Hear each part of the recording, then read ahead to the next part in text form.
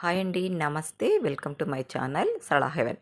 ఈరోజు నేను బొరుగులతో అందరూ మసాలాలు పెట్టుకుంటారు కదా! నేను అలా పట్టుకోకుండా నేను పుదీనాతో, కొత్తిమీర, కరివేపాకు ఫ్లేవర్‌తో బొరుగులు మసాలా ఎలా పట్టానో మీకు చూపిస్తానండి. మీకు నచ్చినట్లయితే మీరు కూడా ఒకసారి ట్రై చేసేయండి. చాలా బావుంటుందండి. ఆ ఫ్లేవర్‌కి తినాలనిపిస్తది.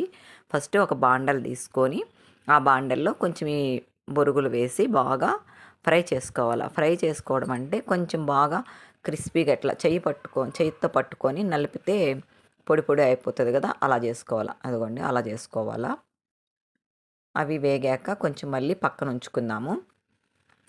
తర్వాత ప్యాన్ పెట్టుకొని కొంచెం ఆయిల్ వేసుకొని ఒక శనక్కాయ పప్పు, కొంచెము శనగపప్పు వేసుకొని నూనెలోనే రోస్ట్ చేసుకుందామండి.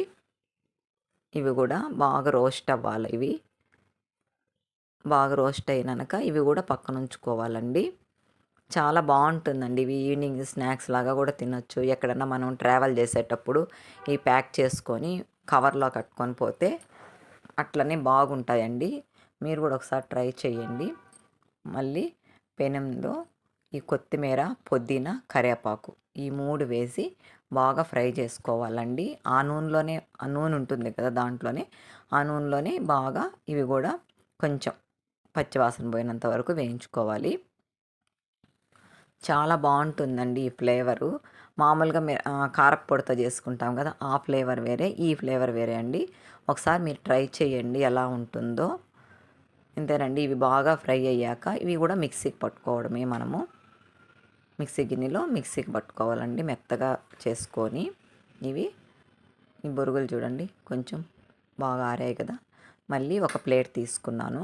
దాంట్లో కొంచెము పసుపు పొడి, కొంచెం మిరప్పొడి వేసుకున్నాను. ఒక స్పూన్ నిండుగా మిరప్పొడి వేసుకోవాలి. మళ్ళీ జీలకర్ర పొడి కొంచెం వేసుకున్నాను. సాల్ట్ కొంచెం వేసుకున్నాను. మళ్ళీ చాట్ మసాలా వేసుకోవాలండి. చాట్ మసాలా ఆప్షన్ అండి. మీకు ఉంటే వేసుకోండి, లేకపోతే వదిలేసేయండి. కొంచెం చాట్ మసాలా కూడా బాగుంటుంది వేసుకుంటే. ఇవన్నీ బాగా స్పూన్తో బాగా మిక్స్ చేసుకోవాలండి. అన్నీ బాగా కలిసేలాగా మిక్స్ చేసుకోవాలి. తర్వాత బాండలు పెట్టుకొని కొంచెం ఆయిల్ వేసుకోండి. నేనేం ఆయిల్ వేయలేదు. ఆయిల్ వేసుకొని బాగా ఫ్రై చేసుకోవచ్చు. నేను ఆయిల్ వేయకుండానే ఆ బాండల్లోనే ఈ పేస్ట్, ఈ పొడి అంతా వేసి బాగా కలిపెట్టాలండి. సిమ్లోనే కలిపెట్టండి బాగా. తర్వాత ఈ బొరుగులన్నీ వెత్తి అందులో వేయండి. వేసి బాగా కలపండి. బాగా కలిపితేనే ఇది స్మెల్ బాగొస్తుందండి. ఆ ఫ్లేవర్కే తినాలనిపిస్తుంది. తర్వాత ఈ శనగపప్పు వేసి మళ్ళీ బాగా కలపండి చేత్తోని.